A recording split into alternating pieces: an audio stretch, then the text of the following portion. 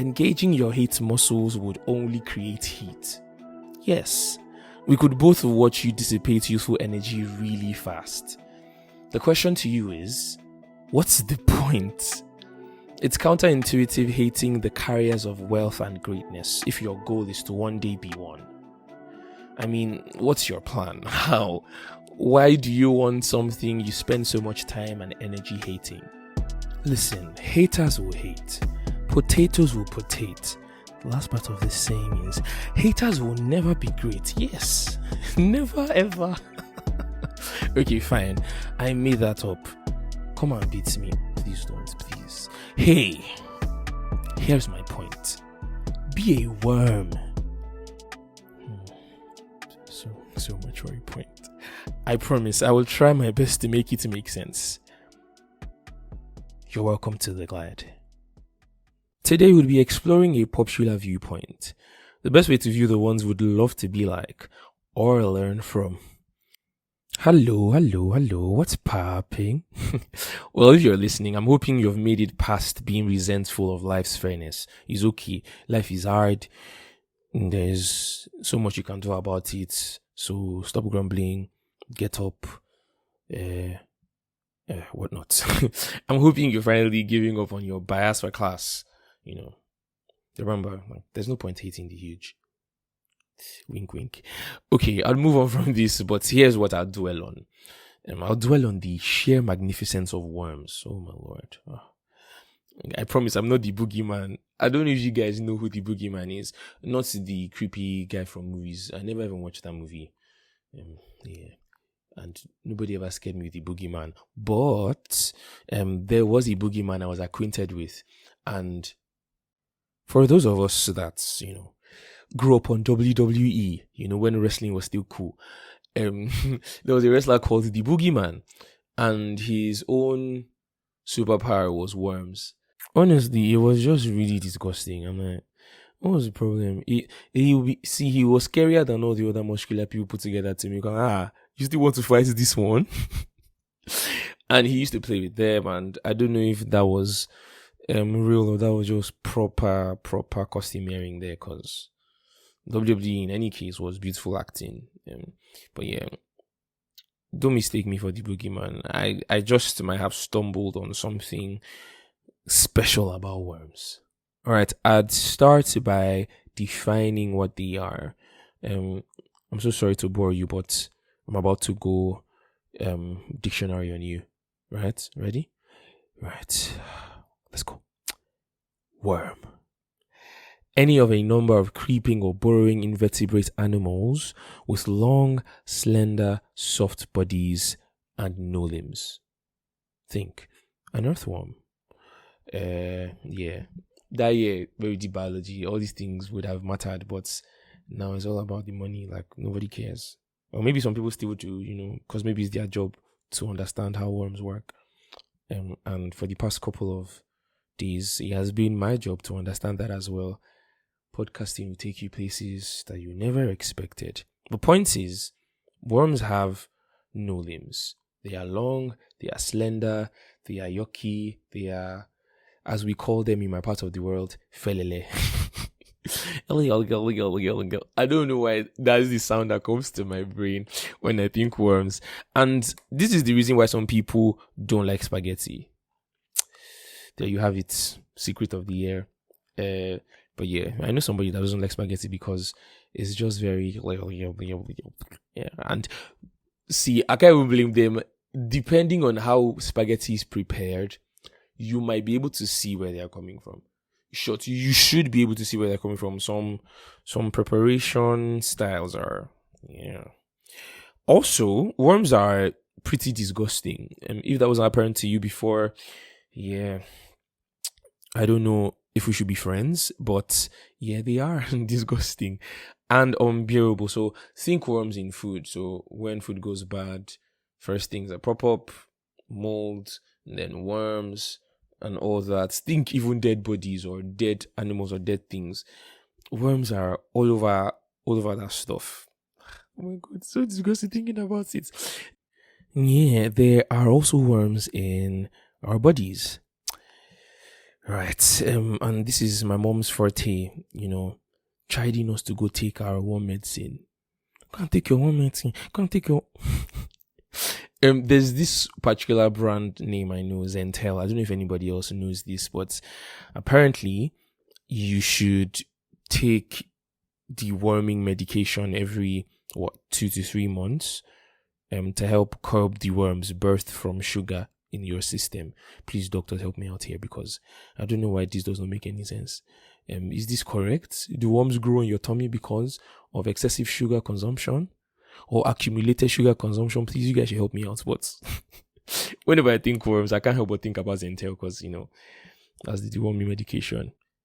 There's also the fact that people worm their ways into people's lives. This appropriates the cunning nature of worms to people, and there's a sense of manipulation here. There's a sense that these ones can slither nicely, and that's about what a worm does. Like, literally, they can enter any place, grow anywhere. It is as simple as new location, great, new species. They're so adaptable, but then again, they're so abased. They're even closer to the ground than snakes. They are meek. Hold that thought. Right, so every episode has some episode prompt, and I'm hoping you got to see this before now, but really doesn't matter. I just read it to you. It's when something like this. This is why the pupil must sit. This is why one looks up to think. I found this one particularly interesting because it's a question nobody ever answers, or maybe even asks, or even thinks about. Right, so it's simple. Why do students have to sit down in class? Right, like, literally, there's even this verbiage or this word string, or how they call it now, metaphor or idiom. Basically, they say things like, people sit through classes, like that's a saying, and like, why are these students, why do they have to sit, like, why? And also, like, why is it that when we think, we tend to look up? It's just instinctive, like all the answers are in the sky. That's a thing that was really interesting to me, and I might just have hacked it. The best students and thinkers are, well, meek. All right, okay. I will define meek as well, because I'm using the word a lot. I'm going to go dictionary on you again. Here goes. Meek. Quiet, gentle, and easily imposed on. Submissive. I also added teachable, because then again, like, that's what it means to be meek. All right. The word comes from an Old Norse word, Megzer. I hope I did that justice, but when I say Old Norse, you should think Vikings. I'm hoping the name Bjorn Ironside or Ragnar or Uhtred ring some bells. Please, Lord, help them. Anyway, these were characters from really pretty Old Norse movies, or should I say medieval Scandinavian themed movies. But by definition, Old Norse is the North Germanic language of medieval Norway, Iceland, Denmark, and Sweden. Right? From here, they split into their different Scandinavian languages. And yeah, I'm so sorry I'm giving so many facts, but it's necessary. You see how, right? I just think it's funny that of all the origins this word could possibly have, its origin is Scandinavian. And if you know anything about these Scandinavian countries, you know that they are keen on learning, right? It's obvious because their part of the world seems like less earth, more heaven. It feels like we should be learning from these guys. I saw a Scandinavian prison once and I'm like, did these ones commit crime? And then when you think about companies that tend to make things easier for people, make ostentatious goods more ubiquitous. Basically, they make expensive things more accessible to everyone. So think companies like IKEA, in Sweden, like those they are the they are the home of capitalist socialism, and it's just, why are we struggling, right? If we can just do what they do. Anyways, that's not the point. But I'm hoping you're beginning to tie all this in. Okay, I probably have confused you here, but you know what? Hold that thought.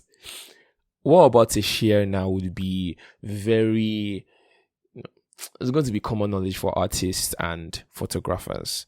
It's how I started this episode. It's the viewpoint. Is what is known as worm's eye view. Essentially, this is the art of capturing sights from the perspective of a lowly worm, right?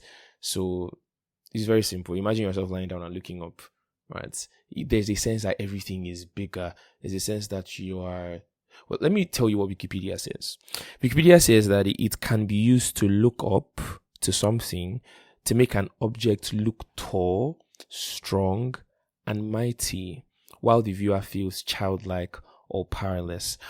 If you just Google search worm's eye view and go to images, you'd see some really beautiful shots by obviously talented photographers or drawings from obviously talented artists, and you could just see how there's a sense that, oh my lord, I'm such a small bit or piece of this magnificent universe. It's just crazy. And I really want to point out two things that Wikipedia says that I think are striking.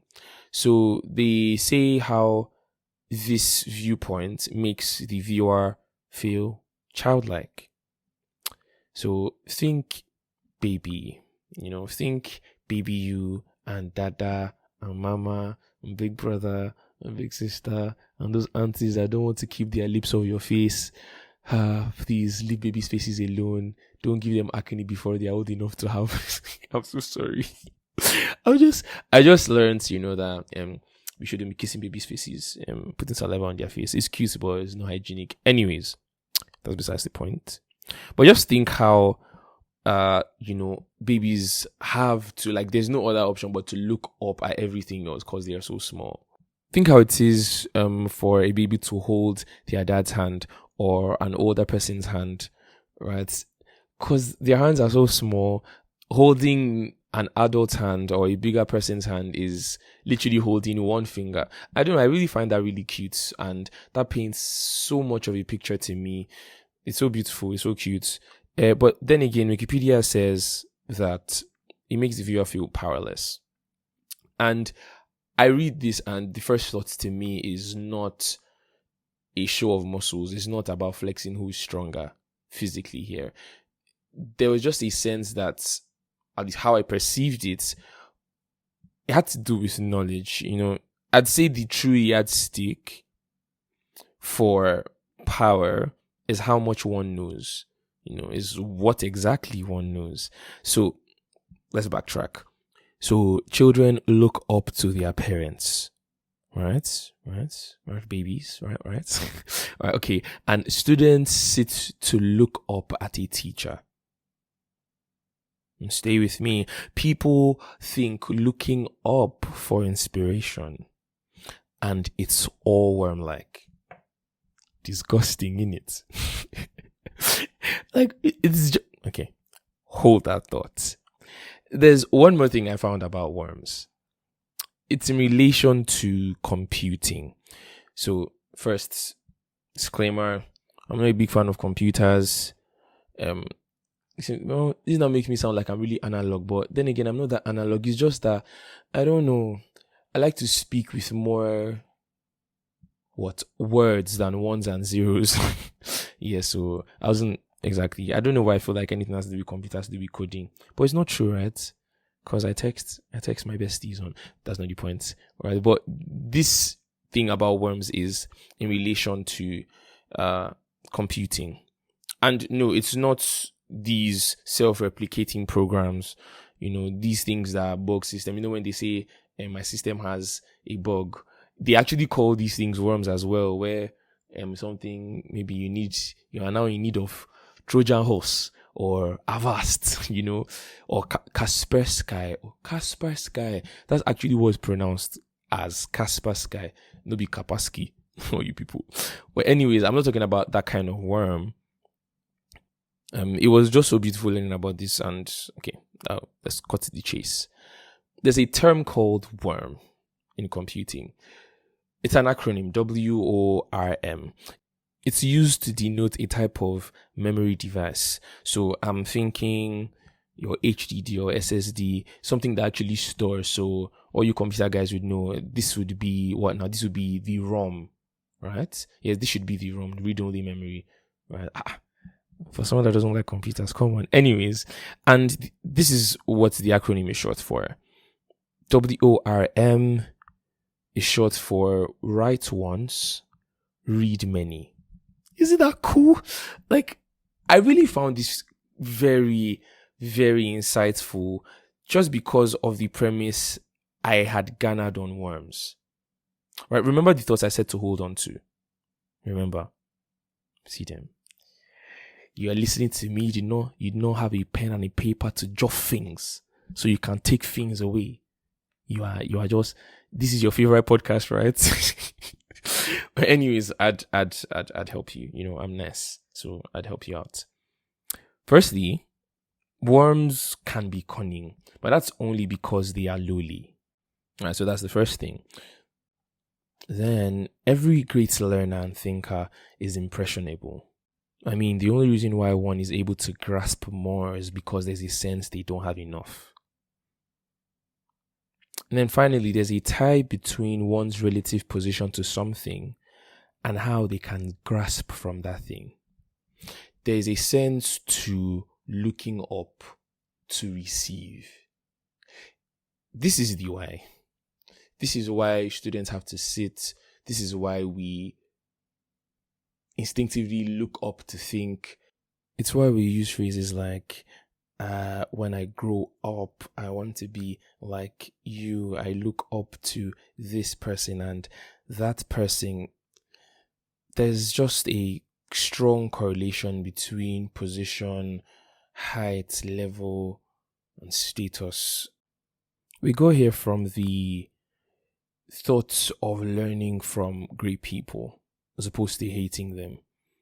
Thoughts of embracing their wisdom as opposed to just being biased and closed-minded. And so, in the words of a great philosopher, I said all of that to say this. To be great, one has to read many to write once. Remember? To be great, one has to be able to view great people as they ought to be viewed, from bottom to top. One has to ensure that their view of the tall, strong, and mighty does more than make them feel childlike or powerless. One must be able to grasp that when things are amplified, when there's a zoom in, it's wise to learn the details. Wisdom, Abby. Don't be me again. Don't mind me. I got help. I always do. You can send a DM and I'd share my plug. No fear. He doesn't charge much. He just wants your soul. I beg, don't quote me, I beg. I don't say anything, I don't work with babalawos, please. Okay, to the thing I was going to say. I can't believe that I made it through the entire episode about worms and managed to not once talk about